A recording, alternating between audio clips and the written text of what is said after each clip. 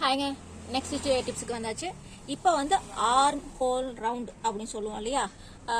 அந்த arm whole round வந்து நீங்கள் எடுக்காமல் போயிட்டாலோ இல்லை நான் எடுத்த அளவு கரெக்டு தானா அப்படிங்கிறத செக் பண்ணணும்னு பார்த்தாலோ இந்த அளவை நீங்கள் யூஸ் பண்ணலாம். இப்போ வந்து ஆர்ம் ஹோல் ரவுண்டு, இந்த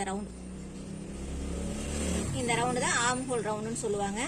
இந்த ரவுண்டு வந்து எப்படி கரெக்டாக நமக்கு இருக்கா அப்படிங்கிறத செக் பண்ணுறது அப்படின்னம்னா, இப்போ ஒரு 36 இன்ச் மார்பு சுற்றளவு உள்ளவங்களுக்கு நீங்கள் கட்டிங் மெஷர்மெண்ட் போடுறீங்க அப்படின்னம்னா, இதில் ஆர்ம் ஹோல் ரவுண்டு எப்படி அப்படின்னம்னா டிவைடட் பை 4 அப்படின்னா என்ன ஆன்சர் வரும்? 9. 9 மைனஸ் 1 8. இந்த ரவுண்டு வந்து 8 இன்ச்சு இருக்கணும் அப்படிங்கிறத மெஷர்மெண்ட்.